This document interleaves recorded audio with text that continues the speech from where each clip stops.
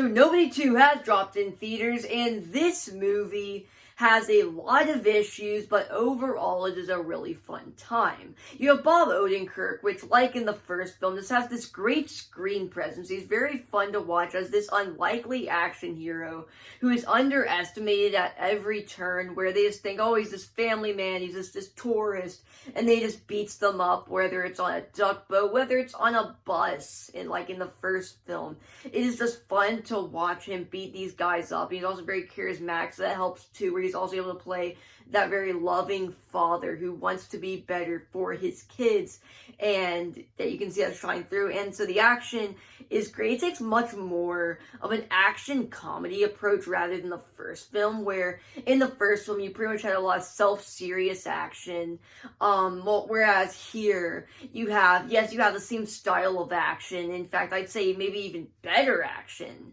than in the first film, but it's also mixed with and woven into like little bits of humor, little little bits of humor, things like that, where in the middle of a battle he'll just stop and he'll just say a joke or something funny will happen, little things like that, like a little gag or something like that. It's not something that gets in the way of the action, though, which I feel like is something that this movie could have easily fallen into with its more of an action comedy approach. And so then you have how do they reinvent the same story as that first film, where he hasn't been on these missions in a long time, and his violent side comes out, where in this film, that violent side has been out for a while as a consequence of that first film. So then when he goes on family vacation, after there's been this strain in the family, and they go on this vacation, and then it just pours right back out again, and you see him on that tipping point, and you see him go straight back into his old ways again, this time trying to be, again, better with his family, trying to re-engage with his family on this vacation, and then just slipping back into his old ways. And then that's where it goes from here. It's just basically the first one is on a bigger scale. Obviously, you're in this big water amusement park type thing, and it is just a lot of fun. And then you just have the ending battle, which is just basically just a bunch of Home Alone traps in this big water park, and it's a lot of fun to watch. It's really cool. I do have two big complaints, though. Number one is that there's like an unreasonable amount of melodrama in this film that just goes nowhere.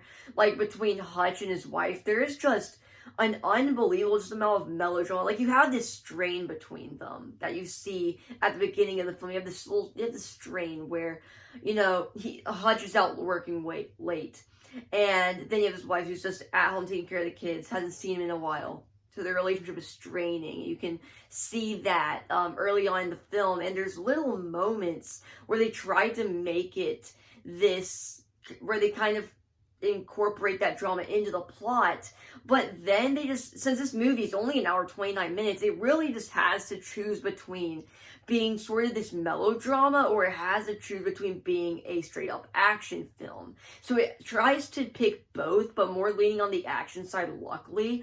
And so really, if they wanted to incorporate that whole thing with kind of like the melodrama between Hutch and his wife, without it just feeling very half-baked, they should have devoted more time to it, but they didn't. So really, has no point to have even been there. And my second issue is the villain, which, right, you have Tom Hanks' son, Colin Hanks, who's playing this very kind of like crooked cop type deal, okay? And he's awesome, right? He's just really great in this film. He's fun to watch, all that. And then you just have, on top of him, this other villain, and she is just way too over the top for the film she is in. She just feels very out of place. And honestly, I don't even know why she's here. Honestly, just like, I don't know. She didn't have to be here, honestly. They could have just done with the whole crooked cop thing and it would have been fine. But then they have her in here and it just feels unnecessary.